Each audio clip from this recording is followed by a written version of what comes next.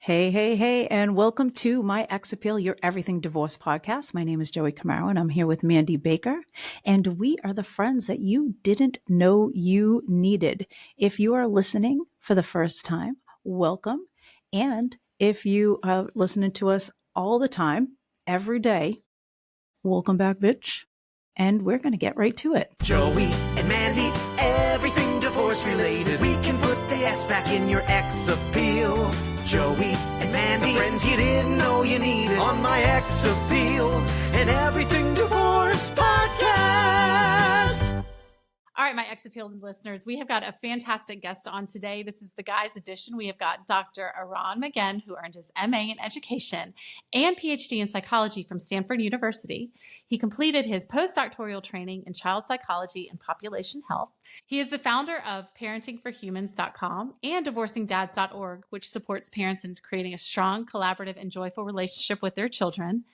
And Joey, you're going to love this. He is also the founder of Early Alert, which prevents suicide among students and veterans.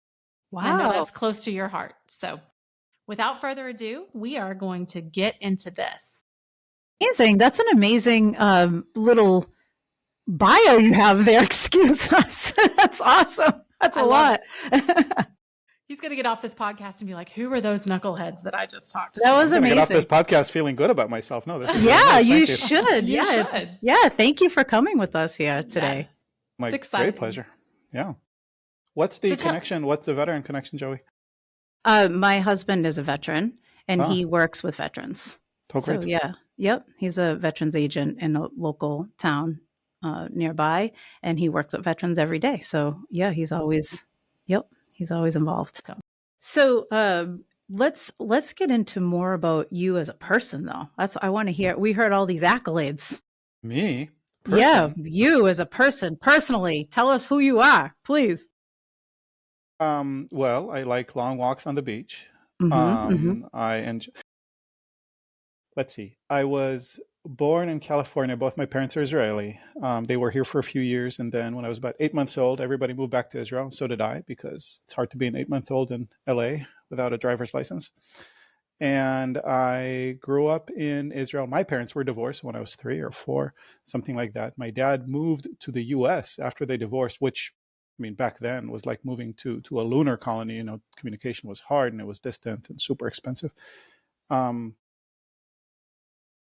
And then where should I fast forward? Another notable event in my life was I was 12. My sister was 17. She was in a really bad car crash and sustained really bad brain injury as a result, and very slowly rehabilitated, but never regained really full capacity. So that's part of my responsibility right now, caring for her as well. She lives near me.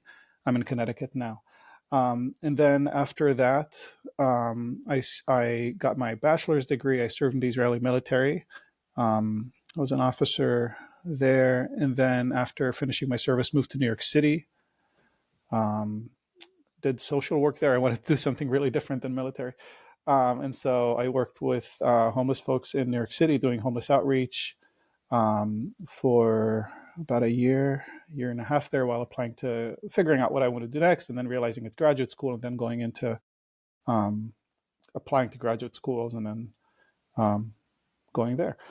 So that was in California when I went to graduate school.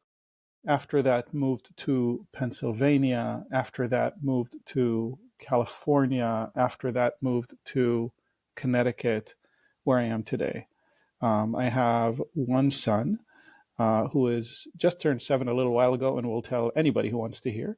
He's very proud of having turned 7, and I am too. I think it's a big accomplishment. His mom and I separated when he was just about a year old. This was back in California, and after that moved here to Connecticut. And outside of that, I mean, I can tell you sort of trivia about my life, but I don't know what else you would like to know. I think that's amazing. So you've moved a lot. That's what I got. You've done a lot of things and moved a lot of times. That's one way to summarize it. Yeah, that's good. Yeah. So you have a system when you move. Sort of. Yeah. Yeah. I'm slowly learning how to do it better. Community is always a challenge, right? Establishing a community is such a big priority in my life, and such an ongoing challenge. And I feel like every time I move, I do it a little bit better, a little bit faster. That's good, especially now that you have a 7-year-old. Yeah. Yeah. Who's also a community facilitator, right? It's like pets and kids. Yeah. Make it easy to Exactly. make connections. Exactly. That's a good point. Facilitator, that's a point. good point.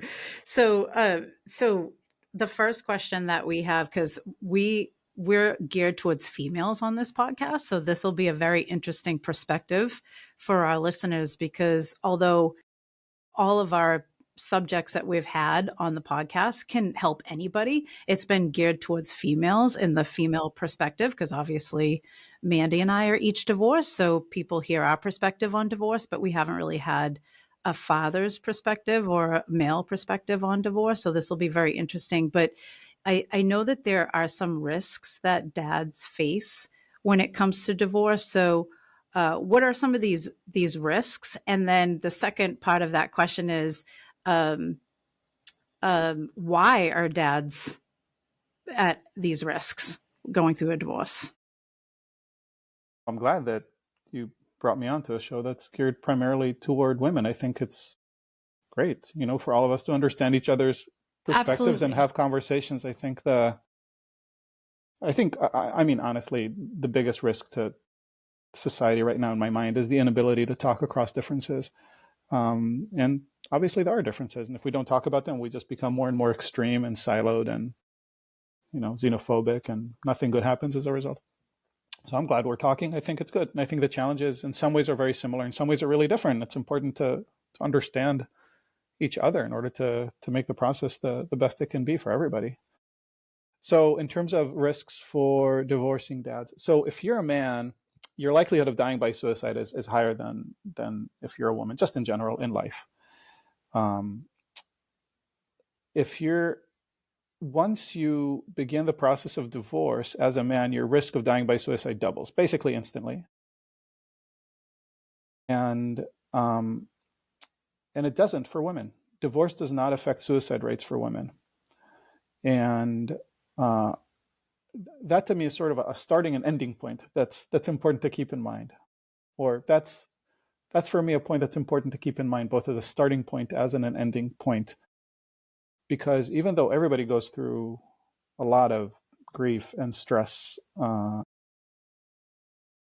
during a divorce, most people do, I think it's important to keep front of mind that if you're a man, you're so much more likely to get to such an extreme place that you end up taking your own life as a result. This is related to other outcomes that are more likely to happen to men than to women during divorce, and particularly when it comes to custody. Right? I believe the statistic is that out of every 6 cases, in 5 cases, custody goes to the mom. And research on this is not excellent. So it's not clear whether in those other times it's because the dad said, oh, okay, and then just walked away, or because there was dangerousness involved or anything like that, right? But there are many cases that I'm familiar with personally where the fathers desperately want to be in their kids' lives, are, as far as I can tell, essentially competent, safe parents. And yet courts will often side, at least initially, with the moms in this case, for lots of reasons, some of them very good. And I would say that it makes statistical sense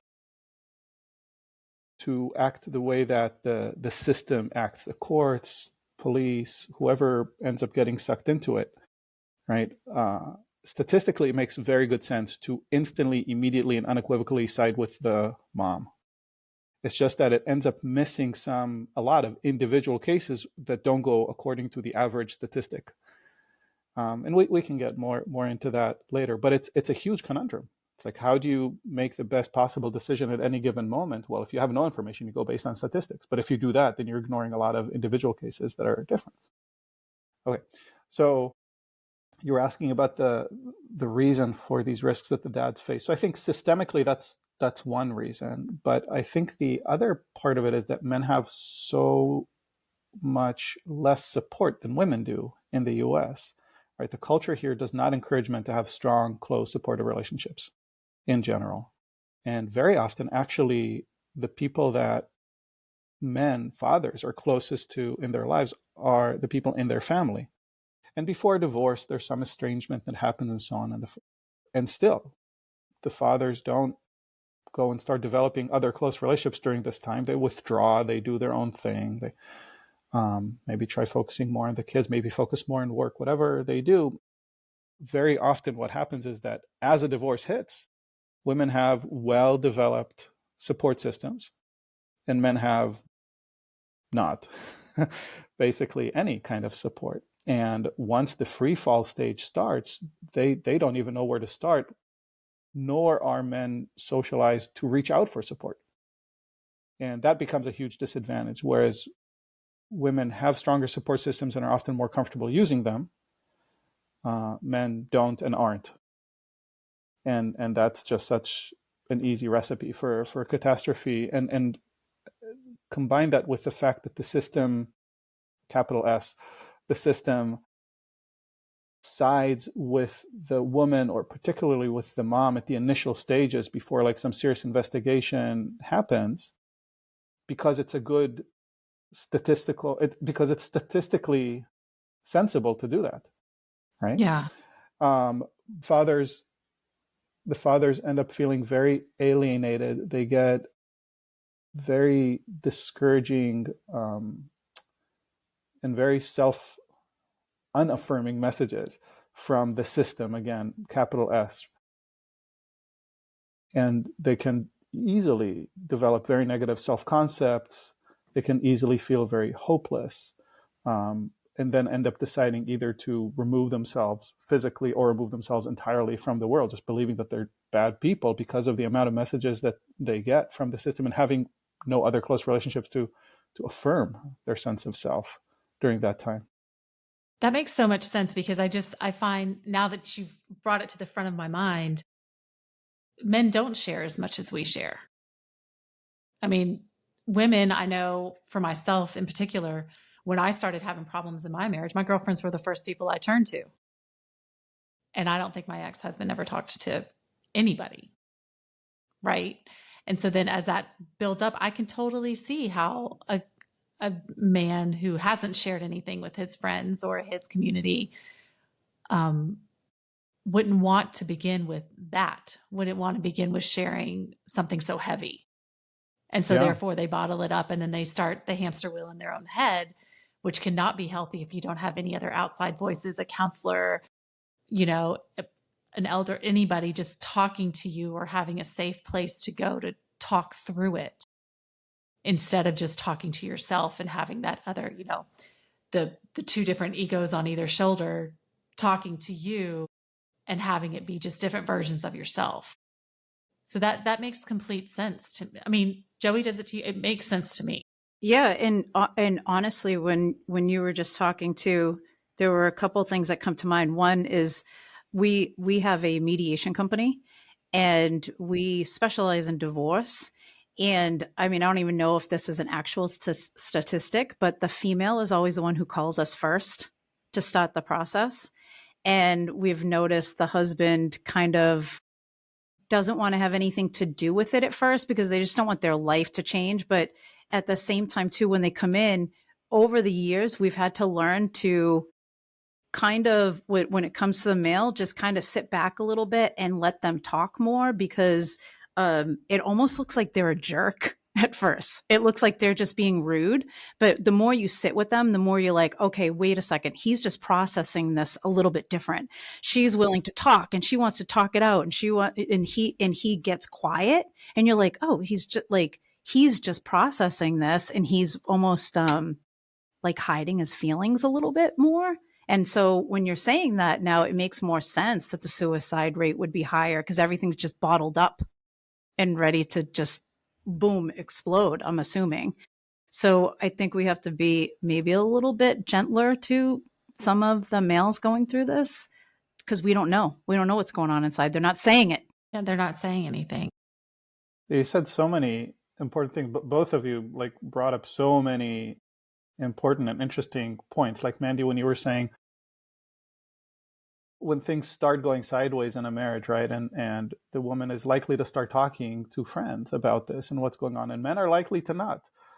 That's a huge thing, because then by the time that things go completely off the rails, not just a little bit sideways, now the woman is likely to have, again, we're talking in averages, right? But the woman is likely to have a support system that's informed, that's moving at the same speed, is ready to offer support, maybe already started offering support, and the man often doesn't. And a lot of it has to do with men feeling shame, for example, about relationships not working out, right? Just feeling ashamed to talk about it. And that combines with the shame of talking about feeling lost or feeling like they need support or guidance. Again, it's just men are socialized not to talk about these things by and large. And so even as things are starting to go sideways, there's a big differential in the kind of support and willingness to support that's available. And then again, once they go completely off the rails, a separation starts, a divorce starts, and all of that, they're in totally different starting points in terms of the level of support that's available to them. And to Joey's point, in terms of how much they've even processed what's going on, right? It may be that at any human being, man or woman, at first pass has a big emotional processing of whatever's happening. And then as you iterate through it and you start bringing structure and clarity and you get some feedback and you consider different perspectives, and over time you tell a story that's more kind of reasonable and nuanced and thoughtful and informed. And it may well be, Joey, right, that you get the man in mediation talking about it for the very first time ever, really, and having all these intense emotions and the fear about it and the guilt and the shame and the confusion. And yeah, it's just you're probably getting a first pass, basically, right? Whereas women may be coming in just having processed it, having discussed it and thought about it and iterated through it. Yeah. So true. Yeah.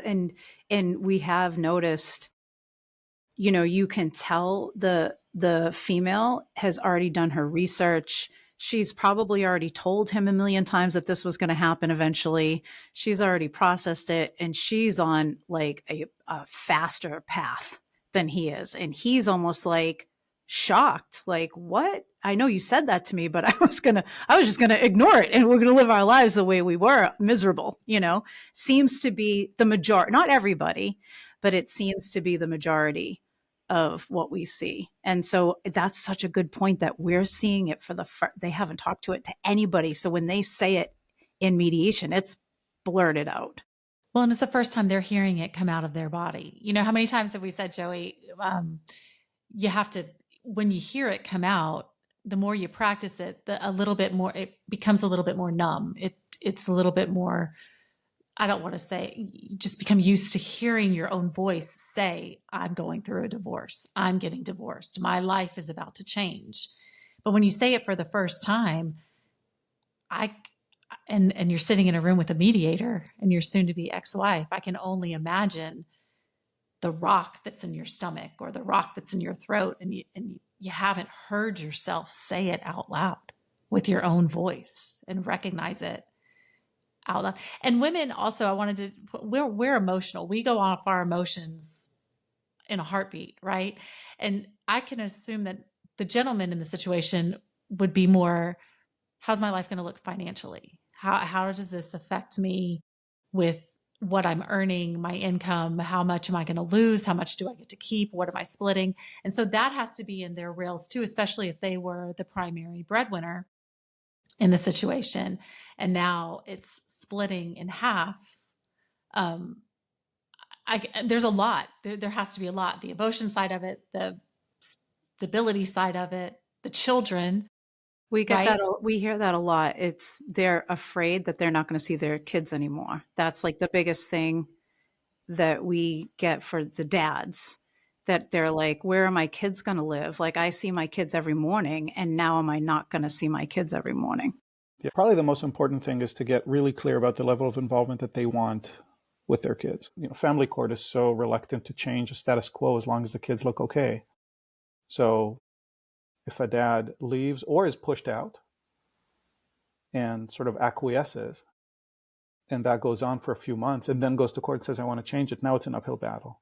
Really different than saying from the start, look, I really want to stay involved. I want to see them at this kind of frequency, or, whatever. And even if it doesn't happen, to just register the protests.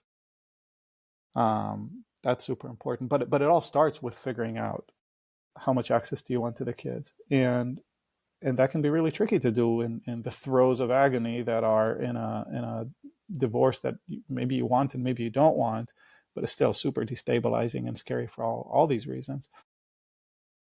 So I think step one is reaching out for support for anybody, right? You need more brains. You need brains that are not in the middle of it.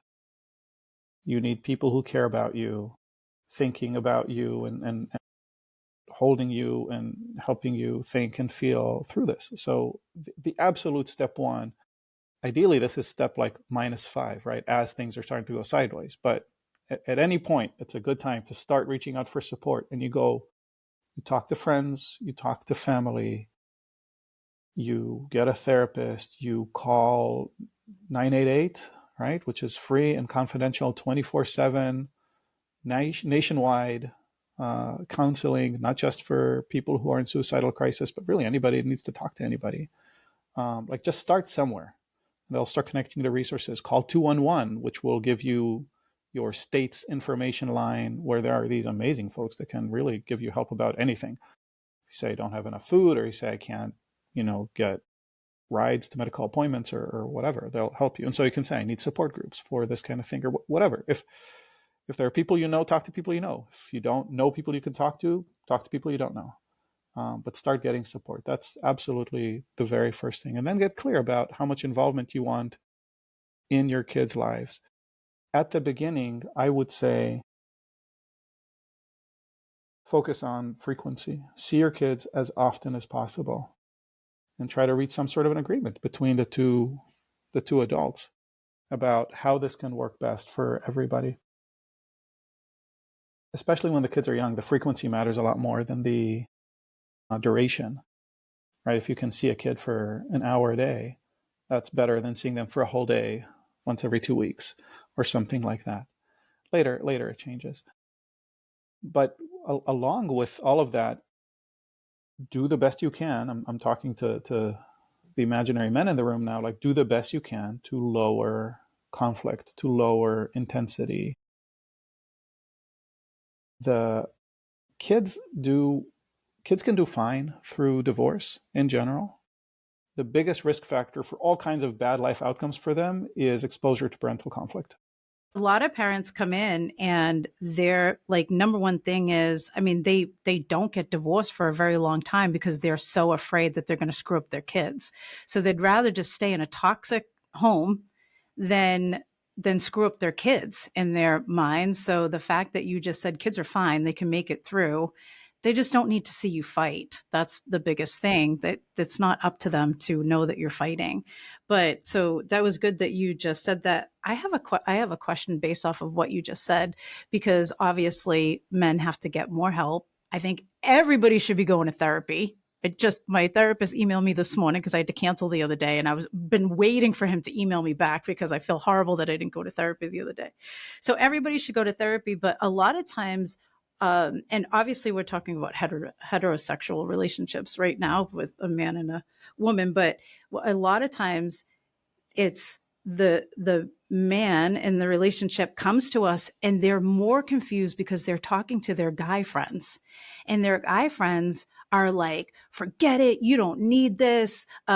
We have a friend who didn't pay that much in child support. You shouldn't be paying that. You should be doing, and then they're more confused. So how do they get out of that web at the same time? Is it better to just be like, go to therapy and only confide in a few people?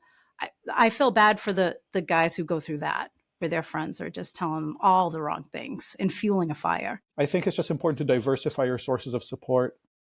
Get informal support, get some professional support, get support from people who've been through it. I think that's really, really important, as opposed to people who are just kind of improvising their way, thinking through it, who are not you. That's the important end, part. you have to make your own decisions. Like this is actually helpful for us as mediators, by the way. Yes. So thank you. I'm taking notes for what we say to clients, because it right away we would want to say ignore your friends, but you're right. You can't say that to somebody, because who's to say that they're wrong or they think that they're right. So to say ignore your friends isn't the answer, but to diversify your support system and to focus on, ask them what their key focus is to see their children or whatever, to say, focus on that. You can talk to your friends, but then focus on what your ultimate goal is, and that's to help your children. So Absolutely. that was a great point, and I wrote that down, and I will use that. So thank you for the free advice. my pleasure. There are a few messages that men stereotypically will respond to well, and a few that they'll respond to not well. And if you want to play to the stereotype, you can focus on maintaining men's roles as protectors and providers for their kids, all the way out to talking to somebody who's in a suicidal crisis and talking about the impact for the kids, talking about how kids need their dad, at which point the dad may say, well, the mom thinks I'm a piece of shit and should never be in the kids' lives and I'm just a horrible influence. Say, well, maybe she thinks that, but everything we know about everyone we've ever seen shows that it's better to have both parents, and that if you leave them one way or another, they'll think their dad chose to leave them. Right? So you need to protect your kids by being present in their lives. You can be vulnerable in service of protecting your kids. A friend taught me 2 questions that have carried me through a few years of a lot of uncertainty and a lot of confusion and angst on my part. I think these are great questions to stop and ask oneself at any given moment. Are 1, how is my child? 2, how is my relationship with my child? How is my child? How is my relationship with my child? And as long as I can answer good and good to both of these, the rest is details. If my child is basically safe, ideally thriving, growing, generally happy, ideally ignorant of whatever conflict is happening, if my child is well, then great. Then there's no immediate emergency. It may feel like an emergency. I'm supposed to see my kid right now. It's Wednesday. It's 3 p.m. It's totally not fair. It's not okay. Is my child safe? Yeah, he's bouncing around a trampoline park with, friends and no problem. It's just not fair. Okay, good. So it's not fair, but the child is well and safe. Good. Now, how's my relationship with my child? That's a really important question. Are we becoming estranged? Is it actually to that degree? Or are we happy to meet every time we meet and we have a great time together and I feel involved and I know my kids' lives and I have responsibilities in there and I feel good about it and my kid seems well attached to me and all of it. If there's a problem with the connection, that has to be addressed. That's super important. That's top priority. But if there's not a problem with the connection, that there's no emergency. And we can deal with things in a way that's a little bit more considered and more thoughtful, because it's a sense of the emergency that's where a lot of trouble comes from, right? I'll call the police. I'll confront him. I'll confront her. I'll do the. So these 2 questions are, I think, I'm so grateful to my friend for having taught me these questions, and I think they distill so much wisdom. They're such good orienters to the level of urgency in any given situation. Because very often the answer is, it's actually not urgent, like I thought. It's very activating, but it's not that critical. Like, I have time to deal with this. I don't have to solve this in using extreme measures. I love that. Yeah, because I love that. I think couples are just so mad at each other. I think that's what it is. They're just so emotional and so mad that they're like an hour of their time that they were told they were going to get just makes them so mad that they're not going to have that extra hour. But you're right. It's about, what are the kids doing? Are they having fun? Like, just let them go have fun. But it's so difficult when you're so mad at the other person. So it is good to hear this side, but it's also kind of neutral in a sense too, because this could go either way. A female could ask herself these questions too. And, a female needs a support group. Like, we all need a support group, but knowing those statistics, obviously men need a little bit, they should go out and get help, because we go right back to the beginning, where if you have a support team, maybe these emotions won't be so high, and maybe it wouldn't be bothersome to you if she has an extra hour with the kids, if you are working on yourself and working on your emotions anyway. So I think that in the end, right out of the gates, like you said, before it goes sideways, get the help. Connect with support, yeah, and connect with people who are both well-intentioned and competent. to provide support and figure out who are those friends that you want to be getting advice from when you're like extremely upset. Do you call the friend who's even more militant than Right. you, or do you call the friend who's able to kind of talk you down and help you pass the very hard few minutes and hours until you're able to calm down? Yeah, reach out, connect, have a support system ready and happening already. Absolutely. I think that's a first order business. Do you think the female in the relationship can find a way to kind of support them as well? I mean, obviously it must be if there's children, but what if there are no children? How do you even, are you just like, I can't stand you, get away from me forever? But obviously you don't like your ex, but you wouldn't want to see them, God forbid, commit suicide, I'm sure. I'm not sure that it's always our role to support the other person. Sometimes many of us have the instinct to do that, but that creates more kind of entanglement at a time that's supposed to be about disentanglement. And sometimes, and it is about releasing, right? Letting go of the other person and letting them do what they're going to do. I mean, at the extreme end, you have people who threaten suicide if you'll divorce me or something like that, right? That's a whole separate kind of problem and not a good place to be required to be your soon-to-be ex or your ex's support system. These are really, I think, complicated, thorny issues. I'm happy to talk about them a lot more. I think they're super important. But again, first principles as a way to support the other person: avoid character destroying characterizations, right? You're a jerk. You've always been a jerk. You can't understand. You don't care about the kids. You only care about money. These are not things that are helpful for anybody to say to anybody. And if you're meeting somebody if those statements are meeting somebody who's in a bad place, they can send them into a much worse place. They might believe them. That's really hard because sometimes we're really upset and we want to communicate these things to the other person. But to have some filter between us and the other person is so important. The filter can be another person. The filter can be ChatGPT. At a minimum, you want to be composing your text messages and your emails on a separate program than the one you're using to send. So you just can't press send. You can just write it out and then have time to backspace rather than, have this tiny portion of your brain just move your finger, press send, and destroy the relationship further. So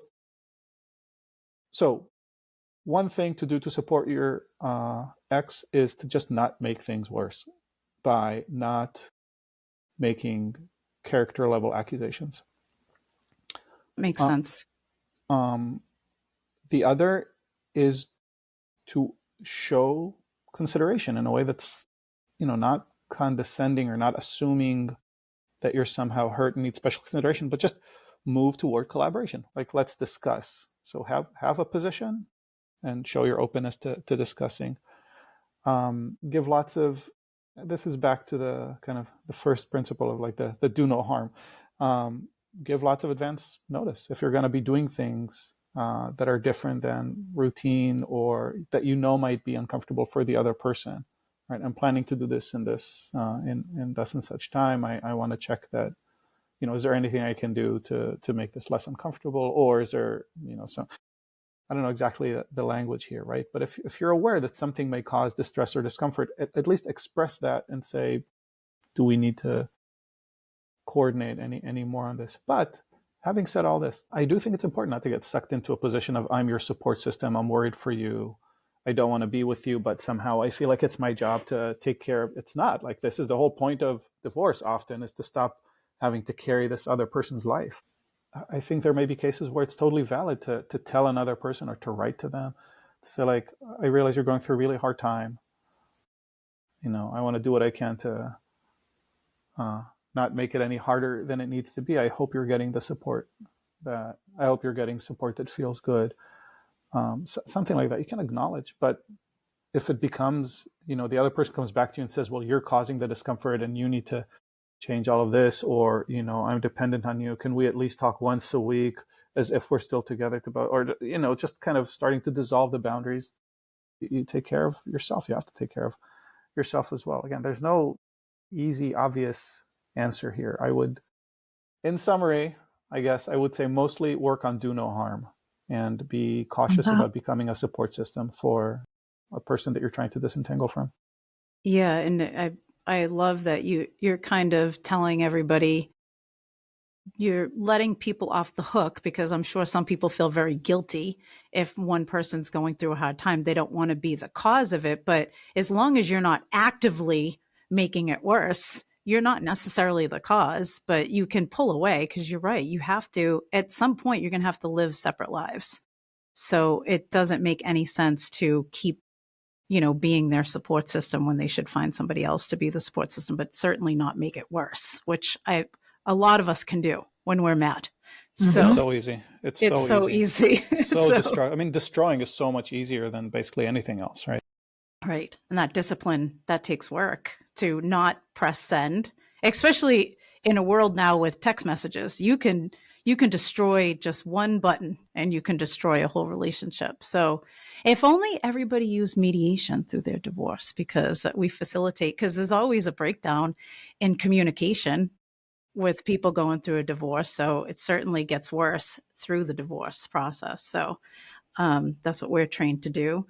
So I have to say, I took a lot of notes today.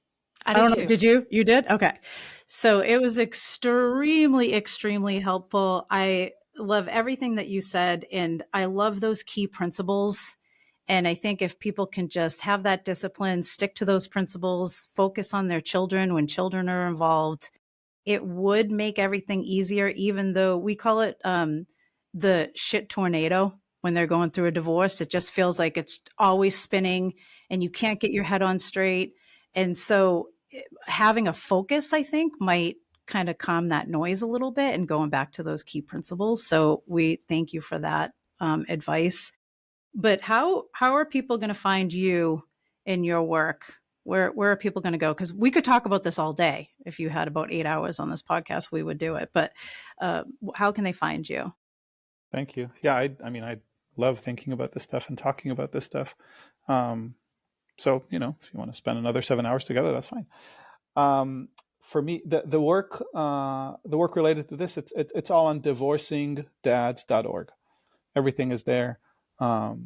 I have a podcast called Divorcing Dads, also, where I interview dads that are going through divorce and kind of accompanying them through that journey. And the idea is just to give people a sense of what's ahead at the micro level sometimes, right? And just get a sense that there's a light at the end of the tunnel, because the first few months are so hard, so hard. And it's so easy to become totally hopeless. And to hear the story of a guy who, went through this, felt exactly as hopeless as you feel. And then, 2 episodes later, it's like 4 months out and he's like, oh, it's starting to stabilize. I feel a little better, blah, blah, blah. So these are the 2 resources I would say. One is divorcingdads.org. The other is just look for a podcast called Divorcing Dads. That's yeah, I love that. The place. We're definitely I'm gonna for sure tell our clients about that podcast too, because I think Awesome. that's just a step. Even if it could just be a bridge into more, just one step, because it's much easier to turn on a podcast than to actually get on the phone and tell somebody I need help. So maybe if they listen, that's just one step further into putting together a support team. That was a suggestion that I got from a friend too, because originally when I put together divorcingdads.org, I created some content and then I basically posted like a general invitation if people want to come to support groups or whatnot, crickets. And then a friend said, that's kind of a big ask for men to jump into a support group and start sharing vulnerably about everything going poorly in their life.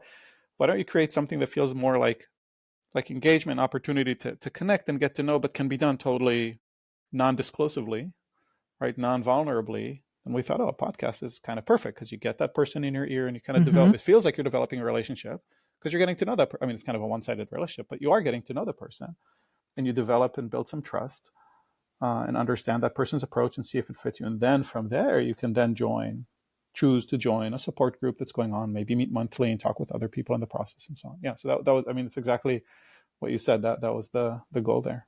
Yeah, I love it. It's brilliant. And because when we first started our mediation company, we would do online, you can come and listen about divorce and the process of divorce. And inevitably it would be somebody asking for the recording afterwards. They didn't want to get on live with us. And so the same thing is after a while, you realize, okay, people don't want it's too much too soon, so if you have a way to just talk to people and get them in, it makes more sense. So I'm glad that you have that podcast, but we thank you so much for this. This was actually really amazing. It A was lot of good unbelievable. information. Yeah. Yes. And it's great to hear a different perspective through this whole process. So we thank you so great much. pleasure. Yeah. Thank you for being so welcoming and so open. This is great. I'm in the business of building bridges, and I feel like you've built the other half of it. So thank you. Awesome. Oh, look at us. Hello. Excuse us. No. So make sure that you try that podcast out, Divorcing Dads, and you can go to divorcingdads.org. And Mandy, you have anything to add before we go? Thank you. This was unbelievable, and it's great to see the other side. It really is, because then it kind of, when those situations arise and it's like, hold on, there's another person on the other end of my emotions. There's another person who is going through a life that I know nothing about anymore. So let me take a step back and then make it about the kids and not about me. And so that's going to help so many people. So many people. So thank you very much.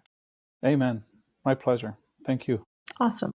Okay, My Ex Appeal listeners, we will see you next time on My Ex Appeal. Thank you, everybody.